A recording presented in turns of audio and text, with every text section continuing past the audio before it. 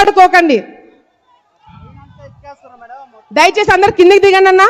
Media మిత్రులు అందరూ దయచేసి సహకరించండి. అందరినీ ముందుకు రండి, కిందికి రండి. కార్యకర్తలు దయచేసి సహకరించాలా. మన ప్రోగ్రామే కదన్నా, అందరు దయచేసి కిందికి రండి. మా మీద కూడా కేసులు పెట్టినారు. నేను తల్లి తండ్రి మేమిద్దరం కూడా జైల్లో ఉంటే నా కొడుకు ఇబ్బంది పడతాడని చెప్పి జడ్జిని అడిగినప్పుడు జడ్జి ప్రతి రోజు గంట సేపు నా కొడుకుతో ఉండడానికి పర్మిషన్ ఇవ్వడం జరిగింది. జైలుకి నా కొడుకు వచ్చినాడు సంవత్సరంన్నర నన్ను చూడడానికి. లోపలికి వచ్చినప్పుడు ఆ గంట సేపు ఉండి నా కొడుకుని పోలీసులు తీసుకుపోతుంటే నా కొడుకు ఏడుపు ఇంకా నాకు గుర్తుంది. నా కడుపు కోత ఇంకా నాకు గుర్తుంది. తప్పకుండా కార్యకర్తల మీద మా మీద కేసులు పెట్టే వాళ్ళని ఎవరు కూడా వదిలిపెట్టే ప్రసక్తి లేదని లోకేష్ అన్న గారు భరోసా ఇవ్వడం జరిగింది. ఇదంతా ఒక ఎత్తు అయితే చంద్రబాబు నాయుడు గారి మీద అక్రమంగా కేసులు పెట్టి ఆయన్ని అరెస్ట్ చేసేంత ధైర్యం చేశారని ఎవరు కూడా ఊహించలేదు. ఏ నంద్యాల జిల్లాలో అయితే చంద్రబాబు నాయుడు గారి మీద అక్రమంగా కేసులు పెట్టి మీరు అరెస్ట్ చేశారో అదే నంద్యాల జిల్లా నుంచి మీ పతనం మొదలవుతుందని చెప్పి కూడా ఈ సందర్భంగా కార్యకర్తలు అందరి తరపు నుంచి చంద్రబాబు నాయుడు గారికి నేను మాటిస్తున్నాము. అంతేకాదు ఈరోజు రాష్ట్రం మొత్తంలో ఒక పక్కన అరాచకాలు జరుగుతుంటే ముఖ్యంగా ఆళ్లగడ్డలో మాత్రము వింతలు విడ్డూరాలు జరుగుతున్నాయి. మొగుడు పిల్లల పంచాయతీకి కమిషన్ తీసుకుంటున్నారు. రైతులు బోర్ అడిగితే కమిషన్ తీసుకుంటున్నారు. భూమి సమస్యలు ఉన్నాయని చెప్తే ఆ భూమి లాక్కుంటున్నారు ఎమ్మెల్యే వాళ్ళ కుటుంబ సభ్యులు. ఒక ఉదాహరణ, ఎరుగుడిదిన్న అనే గ్రామము గంగుల వాళ్ళ గ్రామం అది. నేను మొన్న ఇంటింటికి వెళ్ళినప్పుడు చందలూరు, మందలూరు, మార్చినేపల్లె గ్రామం నుంచి వచ్చిన రైతులు మాకు నీళ్లు కిందికి వదలట్లేదు, ఎరుగుడిదిన్న వాళ్ళు మాకు సహాయం చేయండి అని చెప్పి అడిగినప్పుడు, అందరికి నీళ్ళు వచ్చినప్పుడు మీ 3 గ్రామాలకు ఎందుకు నీళ్లు రావట్లేదని అడిగినప్పుడు వాళ్ళు చెప్పిన సమాధానం వింటే చాలా బాధగా అనిపించింది. ఎమ్మెల్యే వాళ్ళ అమ్మ ఎరుగుతున్న గ్రామంలో నీళ్లు ఆపేసి ఆ నీళ్లు చెరువులు నింపి దాంట్లో చేపలు పడుతున్నారంట. ఎమ్మెల్యే వాళ్ళ అమ్మ చేపలు పడుతుందంట.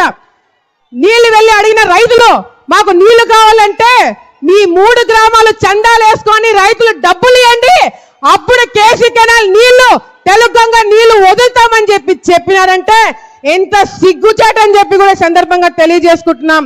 సార్ ఇక్కడే శిల్ప వెంచర్ వేసినారు.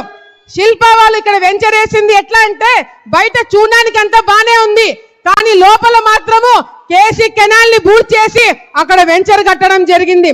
ఎమ్మెల్యే ఎందుకు అడగట్లేదు, ఎమ్మెల్యే ఎందుకు నోరు మూసుకున్నాడు అని చెప్పి మేము కూడా ఆలోచించినాం.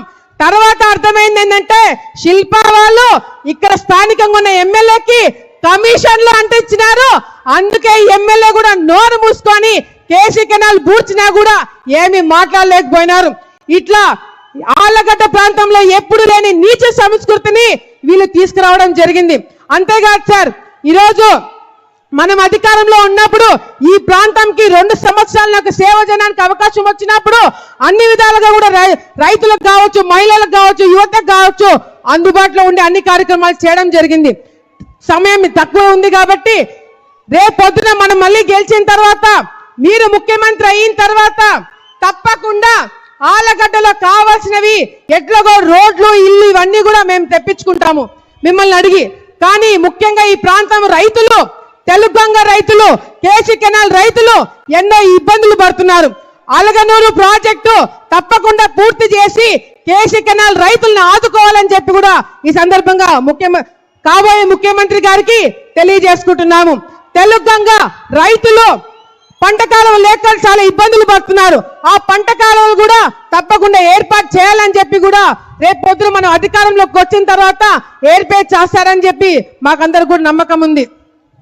ఈరోజు ఈ సభకి విచ్చేసిన ప్రతి ఒక్కరికి పేరు పేరున నేను ధన్యవాదాలు తెలియజేసుకుంటున్నాను.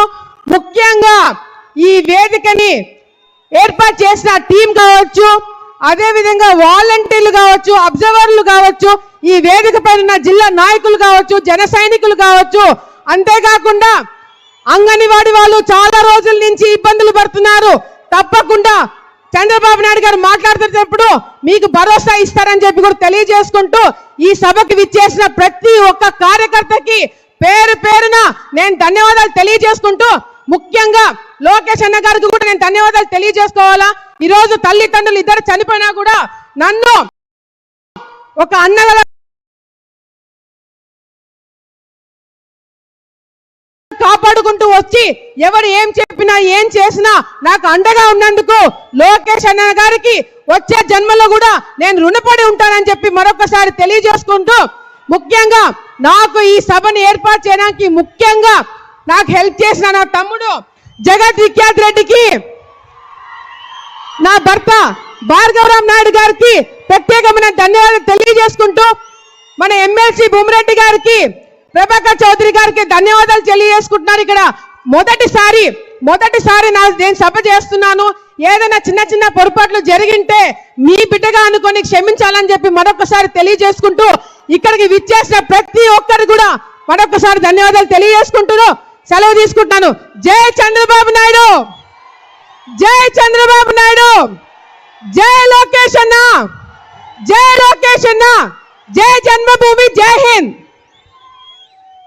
ఆత్మలకు అభయస్థానం అందించే బ్రహ్మరాంబిక సమేత మల్లికార్జునుడు కొలువై ఉన్న పుణ్యభూమి, హిరణ్యకశ్యపుడిని అంతమొందించిన మహోగ్రమూర్తి శాంత